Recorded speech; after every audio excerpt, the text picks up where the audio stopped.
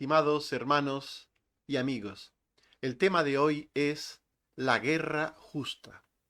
Se preguntó el apóstol Santiago, ¿de dónde vienen las guerras y los pleitos entre vosotros? Y acto seguido respondió, ¿no es de vuestras pasiones, las cuales combaten en vuestros miembros? Santiago 4:1. Eso quiere decir que si todas las guerras proceden del pecado, todos los implicados en ellas son igualmente malos y participan en una guerra injusta. No, no siempre es así. Y debemos cuidarnos de no poner una misma etiqueta a todos los implicados en un conflicto militar. En las guerras siempre hay como mínimo dos bandos. Y si, por ejemplo, uno de ellos actúa en legítima defensa, lucha en una guerra justa.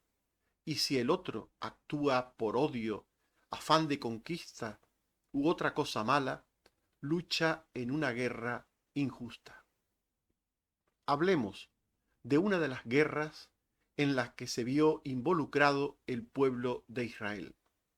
Veamos en primer lugar que un buen rey y un buen pueblo se vieron implicados en una guerra sin quererlo. Un buen rey y un buen pueblo al mismo tiempo fue algo excepcional en Israel y aún hoy lo sigue siendo en un mundo de pecado universal. Puede ser que haya un buen gobernante y no necesariamente un buen pueblo, o puede ser que haya un buen pueblo y no un buen gobernante. Por tanto, lo excepcional fue que hubiera al mismo tiempo un buen rey y un buen pueblo. Así sucedió en tiempos del rey David en el pueblo de Israel. La guerra vendría sobre Israel cuando ellos menos podían pensar que sucedería tal cosa. En 2 de Samuel, capítulo 10 y versículos 1 al 2, se dice después de esto. Es decir, anteriormente había sucedido algo que el texto considera son los antecedentes de aquel conflicto. Después de esto, Dios había dado a Israel un tiempo de prosperidad, de paz, de pacto con Dios, de victorias y de misericordia con los enemigos. Este es el después de esto, del que habla la Biblia. En 2 de Samuel 7:1 se nos dice, cuando el rey habitaba en su casa, después que Jehová le había dado reposo de todos sus enemigos en derredor. Después de que Dios había dado a Israel y al rey David paz con todos sus enemigos, después de esto es que vino una guerra. Y esta sucedió como consecuencia de un infortunio. Lo que sucedió primeramente fue la muerte de un rey, la muerte de un rey amonita. Segundo de Samuel 10, 1 al 2. Aconteció que murió el rey de los hijos de Amón, y dijo David, yo haré misericordia con Anún, hijo de Naas, como su padre la hizo conmigo. Y también porque la mente humana tiende a no percibir la auténtica realidad de las cosas que suceden a su alrededor, aunque ésta sea buena.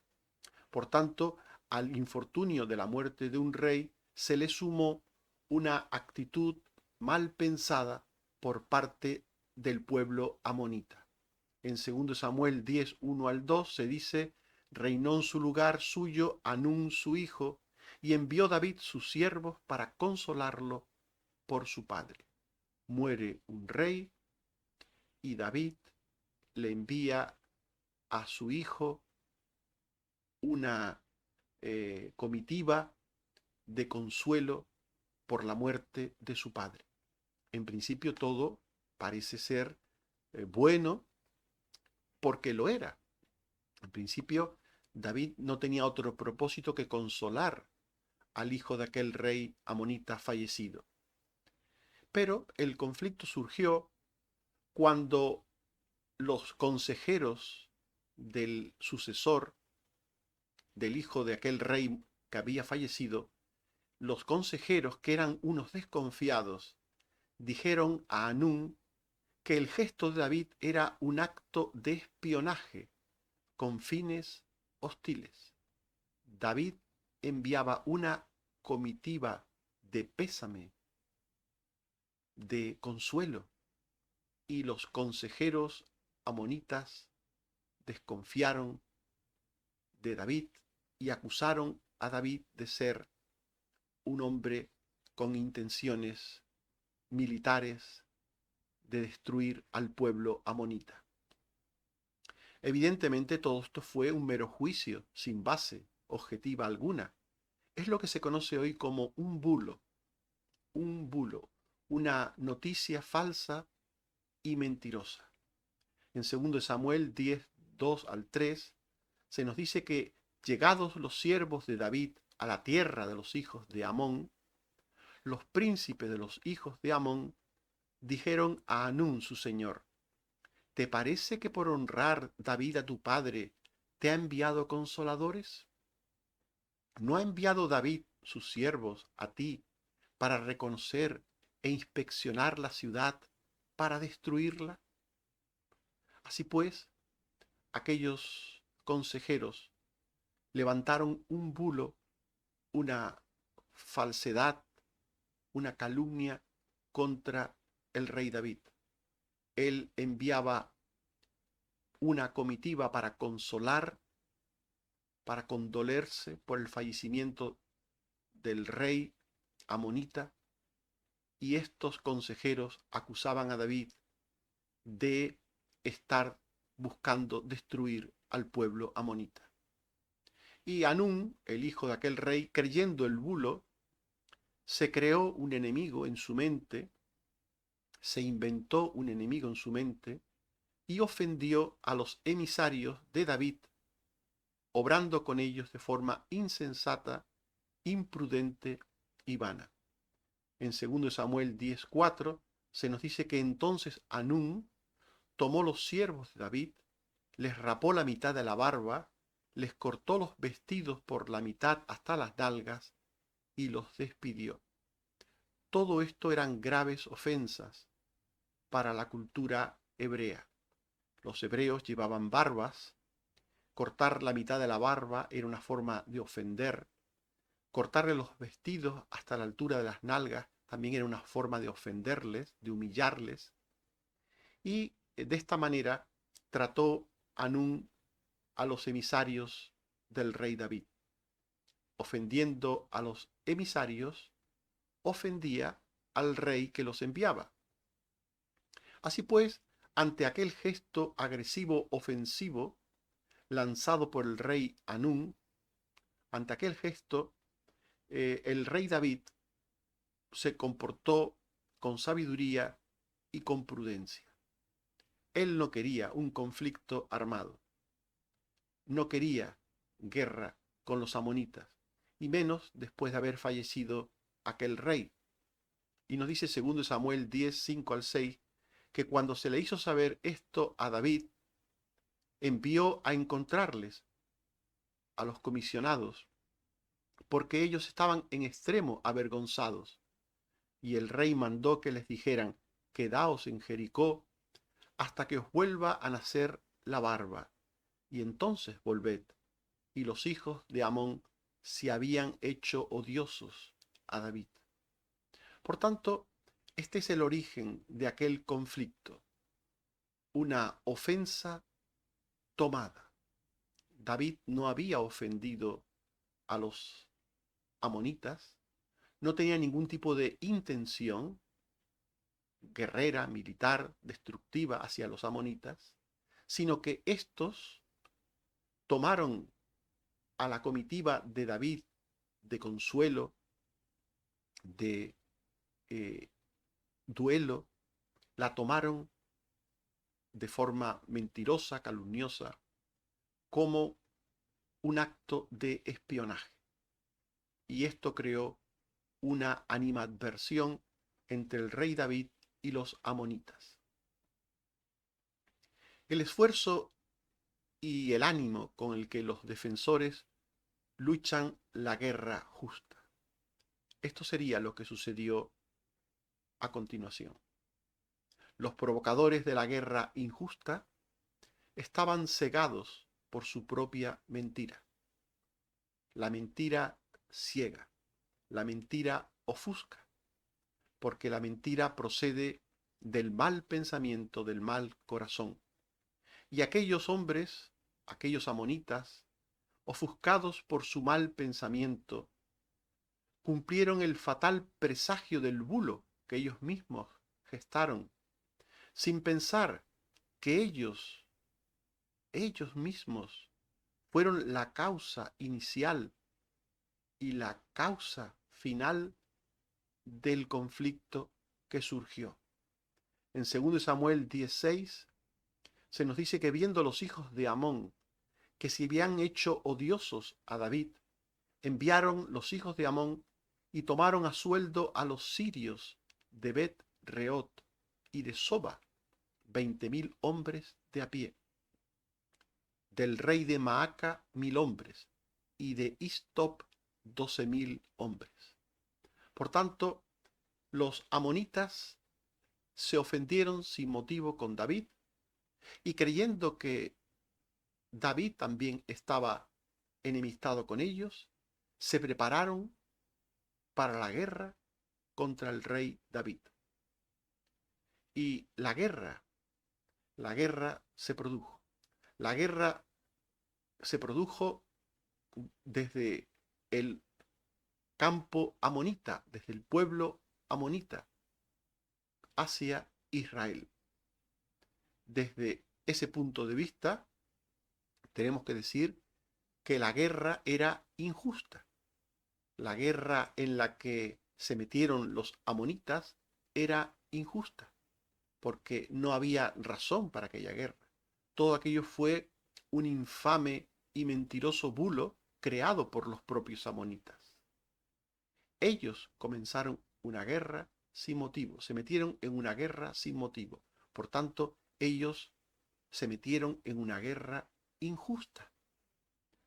Por el contrario, la guerra es justa para quienes se defienden, para que se defienden de aquel que ataca, de aquel que busca agredir, busca hacer daño por motivos malvados, por motivos mentirosos, como fue el caso de los amonitas. La guerra comenzó y esa misma guerra era injusta desde el lado amonita y era justa desde el lado hebreo, porque los hebreos se defendían, no habían hecho nada, no habían dado ningún motivo para que aquella guerra se produjese. Sin embargo, los amonitas que la originaron, ellos eran culpables y por tanto la guerra, desde el punto de vista de ellos, era injusta. En 2 Samuel 10, 7 al 8, se nos dice que cuando David oyó esto, envió a Joab con todo el ejército de los valientes. Y saliendo los hijos de Amón, se pusieron en orden de batalla a la entrada de la puerta, pero los sirios de Soba, de Rehob, de Istop y de Maaca estaban aparte en el campo. Se produjo, por tanto, la guerra. Una guerra justa desde el punto de vista de los que se defienden e injusta desde quienes desde el pecado, desde quienes desde la maldad y la mentira, pues crean y siguen aquella guerra. Tanto los amonitas como los sirios que se aliaron con los amonitas participaron en una guerra injusta. En 2 Samuel 10, 9 al 10 se dice, viendo Joab que se le presentaba la batalla de frente y a la retaguardia, entresacó de todos los escogidos de Israel y se puso en orden de batalla contra los sirios. entregó luego el resto del ejército en mano de Abisai, su hermano, y lo alineó para encontrar a los amonitas. Por tanto, los hebreos se defendieron en aquella guerra. Los que lucharon en defensa propia actuaron con sabiduría y actuaron con solidaridad. Los que luchan en una guerra justa, desde el punto de vista de aquellos que se defienden, actúan con sabiduría y solidaridad, o pueden actuar también de forma equívoca. En el caso del que hablamos, actuaron de forma justa. Era una guerra justa en su origen, pero también ellos la gestionaron de una forma justa. El general de David no sabía cuál de los dos ejércitos que tenía delante era el más fuerte, y ante esto preparó una estrategia de defensa basada en la unidad de acción. En 2 Samuel 10:11 se nos dice que dijo: si los sirios pudieren más que yo, tú me ayudarás, y si los hijos de Amón pudieren más que tú, yo te daré ayuda. En Eclesiastés 4, 9 al 10 y 12 se dice: mejores son dos que uno, porque si cayeren, el uno levantará a su compañero, y si prevaleciere contra uno, dos le resistirán. La unidad es muy importante. Siempre en la vida la unidad hace la fuerza, la unión hace la fuerza, y la unidad es muy importante en general en la vida. En una guerra justa, aquellos que participan en una guerra justa desde el punto de vista de aquellos que se defienden, de aquellos que sencillamente no tienen más remedio que usar las armas para combatir el mal o para combatir la mentira, pues estas personas, si luchan con justicia, si luchan con una actitud valerosa, con una actitud buena, pues eso añade a que la guerra sea justa.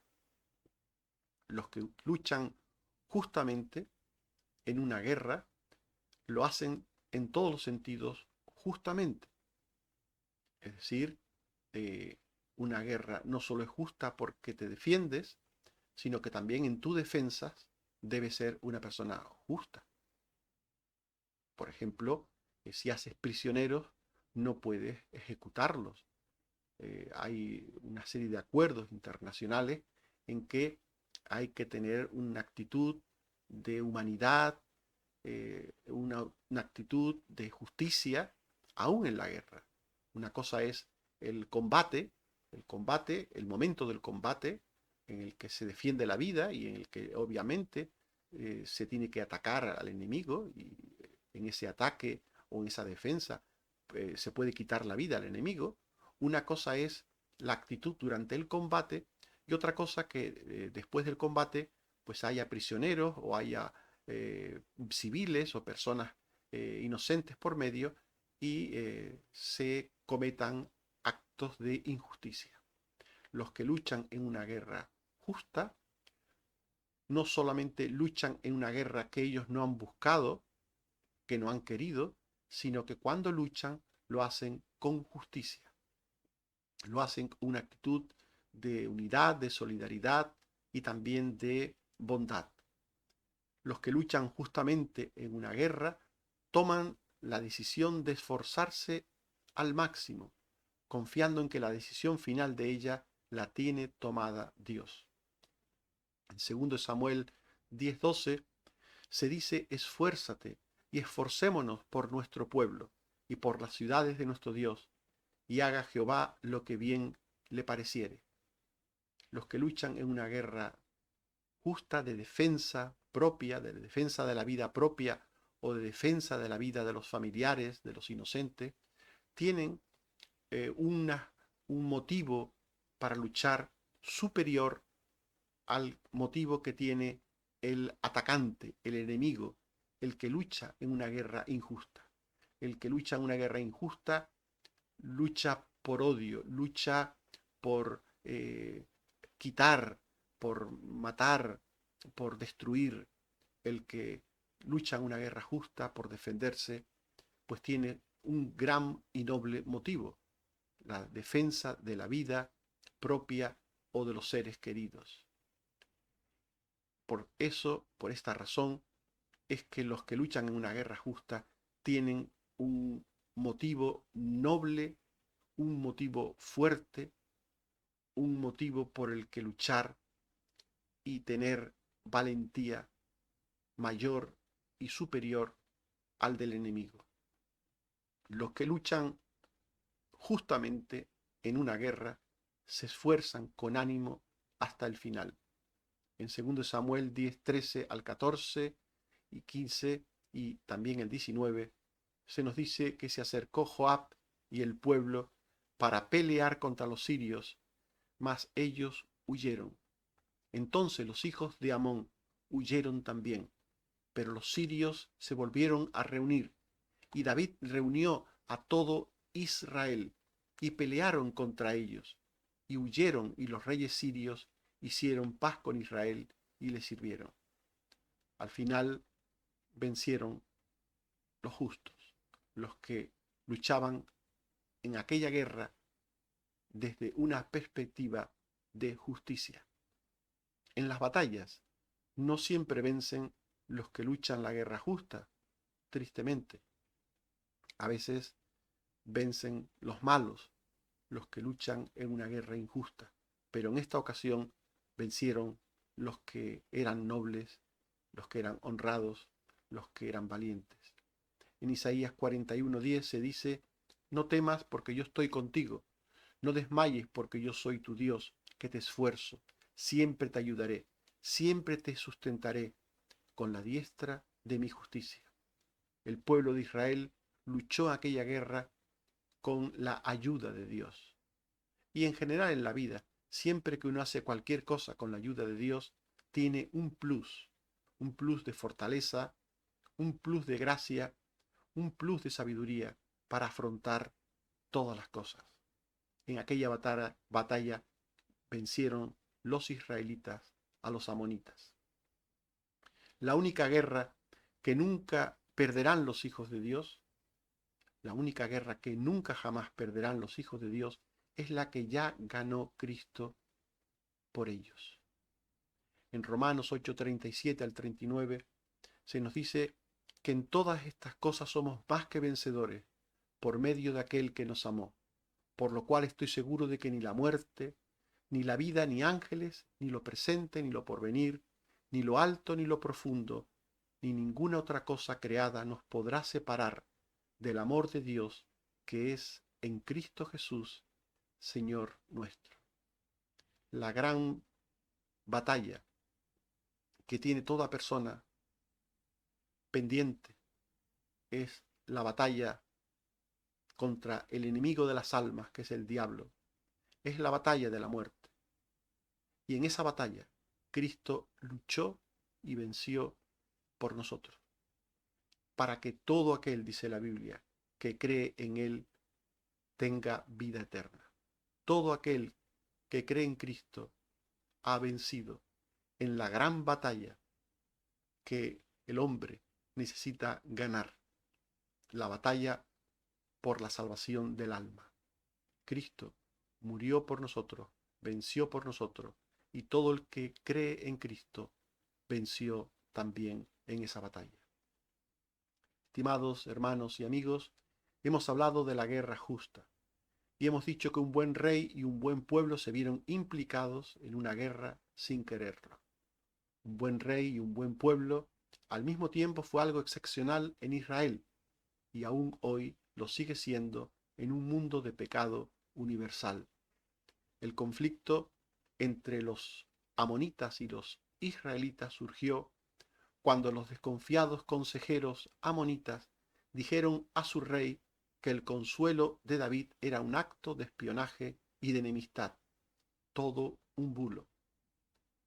Pero también hemos visto que el esfuerzo y el ánimo con el que los defensores lucharon la guerra justa fue lo que les dio la victoria. Los provocadores de la guerra injusta estaban cegados por su propia mentira. Los que se defendieron justamente en la guerra hicieron una guerra en justicia, en unidad, en fortaleza, participaron en aquella guerra con todos los valores buenos que debe caracterizar a un hijo de Dios. Los que lucharon en defensa propia actuaron con sabiduría y solidaridad. Los que lucharon desde la mentira fueron vencidos y sometidos. En 1 de Crónicas 28:20 se dice: dijo David a Salomón su hijo, anímate y esfuérzate, y manos a la obra. No temas ni desmayes, porque Jehová Dios, mi Dios, estará contigo. Él no te dejará ni te desamparará hasta que acabes toda la obra para Jehová. Que Dios nos ayude a vencer en cualquier lucha contra el enemigo de nuestras almas, Satanás, o en cualquier lucha de la vida en la que nos podamos ver implicados, y que lo hagamos siempre desde la justicia, desde la santidad, desde la bondad y el amor, porque los justos luchan las guerras justas desde la justicia. Que el Señor nos bendiga a todos. Amén. Oremos. Señor, te damos gracias por tu palabra. Gracias porque ella nos habla de que las cosas deben ser bien entendidas siempre. Debemos entender que las cosas tienen a veces dos puntos de vista, dos lados, un lado oscuro, un lado de luz, un lado de mentira, un lado de verdad. Ayúdanos a entender todas las cosas como tú quieres. Ayúdanos, Señor, para que podamos, desde tu gracia, desde tu poder, desde tu misericordia, hacer todas las cosas en la vida en una actitud que te agrade, que sea digna de ti. Gracias, Señor, también por la salud que sigues dándonos, por los cuidados que sigues teniendo de tus hijos, por el esfuerzo que nos das a todos en la vida. Y te quiero pedir que nos guardes del mal y del maligno y que bendigas todos los proyectos que tenemos por delante.